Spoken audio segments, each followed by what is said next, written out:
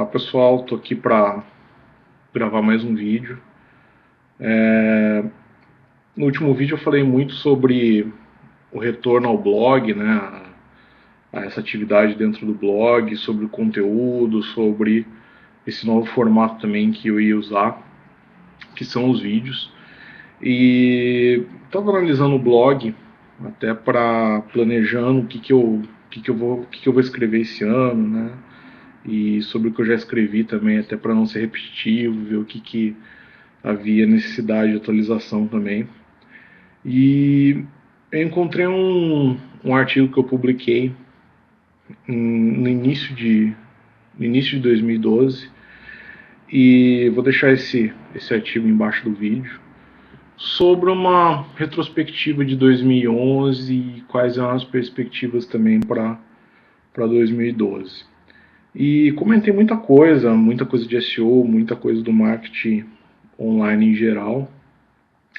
E eu estava olhando, achei até legal começar, né, fazer esse segundo vídeo sobre esse artigo, até porque ele iria me ajudar também a dar uma continuidade nos próximos artigos que eu vou publicar no blog e, consequentemente, sobre os vídeos que eu vou fazer no futuro também, né?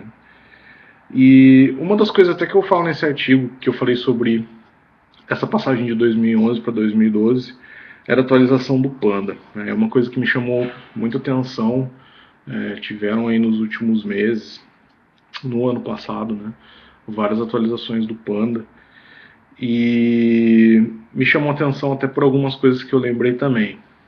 Uma delas foi um comentário que eu ouvi outro dia, que muita gente tinha sido prejudicada com a punição do Panda, né? De uma pessoa que não é da área de SEO, obviamente, e essa pessoa me fez esse comentário. Eu falei assim, não, mas o Panda não é uma punição, né?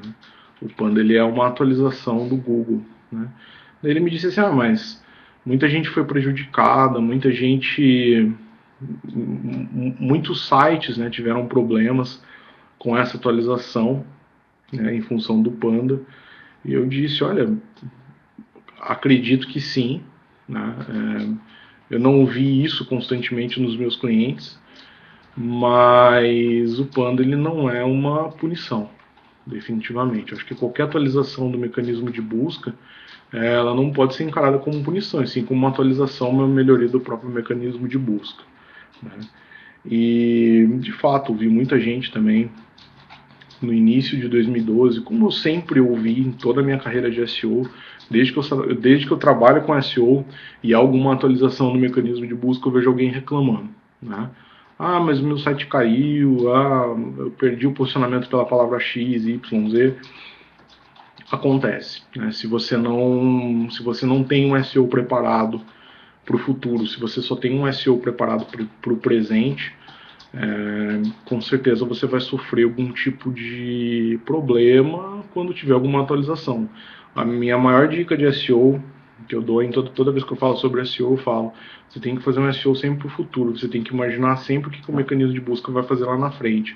Eu aprendi muito isso daí no passado, quando você usava lá de 2004, 2005, você utilizava uma técnica X, né, que era uma técnica que era exclusivamente para o robô, né? Você usava essa técnica e dava certo por um tempo. Depois o Google ele passava a não considerar mais aquele tipo de técnica, sendo uma técnica abusiva ou não, e você sofreu algum tipo de problema quando o mecanismo de busca se atualizava, né? Então eu aprendi da pior maneira possível, por isso que hoje é uma coisa que eu fico sempre batendo muito, até pro pessoal que trabalha comigo. Você tem que imaginar o SEO de amanhã, não o SEO de hoje, né? O SEO de amanhã, que é o SEO com foco em qualidade, com foco em conteúdo, com foco numa boa tecnologia, numa boa plataforma de e-commerce, ele é um SEO que ele é mais complicado, que ele demora mais para dar resultado, pode até que ser que sim, mas é um resultado mais estável também. É um resultado onde você percebe que no longo prazo você vai ter uma estabilidade maior, você vai poder dormir tranquilo também. Uma outra coisa que eu comento também nesse artigo dessa retrospectiva e perspectiva para 2012 é sobre o crescimento, né, do Facebook e a concorrência dele com o Google Plus, né, dessas novas redes que o Google está criando. Né. Hoje a gente pode perceber que isso daí se consolida cada vez mais. O Google ele quer que você fique cada vez mais tempo dentro dele. Né. Temos aí hoje o Google Shopping, o Google Plus. O Google Plus ele não é tão ainda popular aqui no Brasil, mas ele é uma coisa que ele vai ficar cada vez mais popular. Eu já ouço mais pessoas usando essa rede, né? E ela tem um impacto no SEO mesmo que sendo indireto também, bem como o Facebook. Acho que o SEO hoje ele deixou de ser uma coisa única, onde você trabalha tecnologia, conteúdo do site, você tem que olhar mais para o lado social, você tem que olhar mais para o lado dos sinais sociais que a sua empresa ela coloca na internet. O Google ele olha isso daí de alguma forma também, e logicamente tanto o Google Plus como o Facebook e outros sites de redes sociais vão colaborar de alguma forma para isso. Né? E no final desse artigo, eu coloquei até para o próximo ano, né, o que continuaria acontecendo no próximo ano. Uma das coisas que eu falei é que exatamente isso que eu acabei de falar, que a busca ela vai continuar cada vez mais social mesmo. Né? De alguma forma, o mecanismo de busca ele vai usar cada vez mais esses dados sociais. Né? E digo mais, não só através dos sites de redes sociais, mas do que é social. Né? Tu tem que imaginar o que é social na internet. Comentário de usuário é social, é social. Não é só o fato dele curtir alguma coisa, dele compartilhar alguma coisa através do seu perfil, mas sim do que ele comenta, como ele comenta também. Havia-se uma discussão nesse um tempo atrás, porque o cara ele vai lá, ele faz uma reclamação de um determinado site, um fórum de discussão, por exemplo, e coloca um link para aquele site. Né? Todos nós trabalhamos com SEO, a gente sabe o poder que um link tem.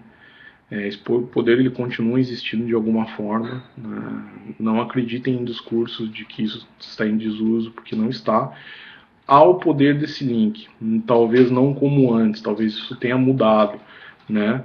Mas voltando para esse caso específico, antes o cara ia lá, né? Ele falava mal de alguma empresa, mal do atendimento dela, alguma coisa assim nesse sentido, e colocava o link. É justo esse link contar como positivo, né? Então, eu não estou dizendo nem que sim, nem que não, mas é uma coisa que se eu posso dar um conselho para vocês comece a olhar para isso. Né? O link, tanto dentro daquele comentário positivo ou negativo, como que esse link ele vai valer para sua empresa de alguma forma. Tá? E eu não digo nem em termos só de SEO, não. Tá? De navegação, publicidade online, diversas coisas. Tá? Como você vai olhar para isso. Isso acaba sendo um aspecto social também. Esse comentário no fórum, discussão, ele pode sair desse fórum, ele pode ir para o Facebook, ele pode ir para o Twitter, ele pode ir para o Google Plus, ele pode ir para vários lugares. O que você tem que imaginar, independente do valor desse link para SEO ou não, é como aquilo vai se encaixar na sua estratégia digital, né? Como vai se encaixar ou não, né? O que você deve fazer perante isso daí. Se a gente olhar para o mercado hoje, o SEO ele ficou uma coisa muito mais ampla do que ele é. Ele não é mais só SEO, ele é várias coisas hoje, ele é um aspecto multidisciplinar, envolve várias pessoas, né? Envolve várias, como vou dizer, várias especialidades, né? Então você tem que entender hoje dentro do SEO como que isso se encaixa. Tá? E envolve mesmo, né? Eu participo de reuniões hoje em dia onde tem o cara de tecnologia, tem o cara de conteúdo, tem a pessoa que é responsável pela parte de social naquela empresa. Né? O SEO hoje ele atinge vários patamares que ele não atingia antes. Uma outra coisa, aspectos relacionados ao conteúdo e a importância de ser o autor.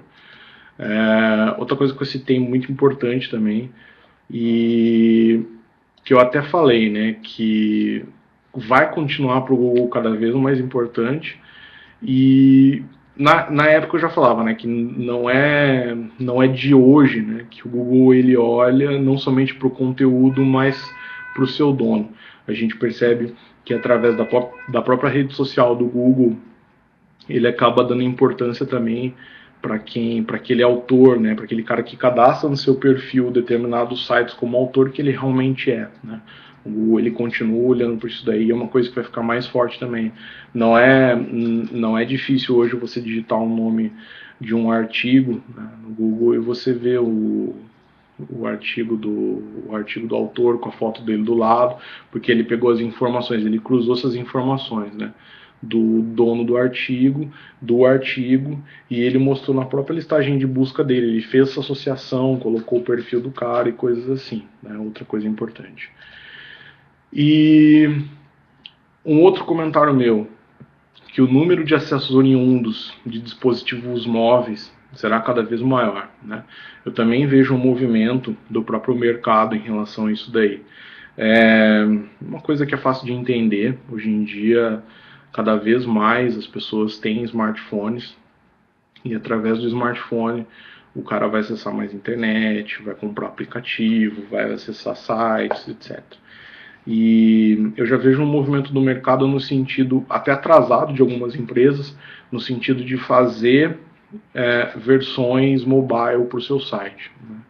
Que é uma coisa que me preocupa. Eu vou sempre pelo lado do que é mais simples e do que é mais fácil para administrar também, né? Que são os, na minha opinião, tá? Que são os sites responsivos, né? Aqueles sites que eles respondem para qualquer tipo de dispositivo. Eu não preciso montar uma outra versão do site para mobile, tá? Eu não estou dizendo que se o cara montar uma outra versão do site para mobile isso é ruim, vai ser uma tragédia, nada disso. Eu acho que cada caso tem que ser avaliado, cada limitação também, né? Pelo menos o cara que ele está montando uma outra versão do site para mobile, pelo menos ele se preocupa com isso. Mas o que eu vejo é que, independente de uma ou outra técnica, que eu não vou discutir agora também, é que eu vejo uma maior preocupação das pessoas esse ano, né? O ano passado eu vi algumas pessoas ainda comentando, e isso eu estou falando de grandes plataformas, grandes empresas, o pessoal ainda comentando assim, estamos vendo, estamos fazendo, estamos planejando, né? A impressão que dá é que o mercado ele não acompanha, né, o mercado ele não acompanha ao crescimento da própria tecnologia. A tecnologia está crescendo muito o número de usuários, a penetração de usuários com smartphones no Brasil está aumentando muito e que os sites eles não conseguem acompanhar esse ritmo, né?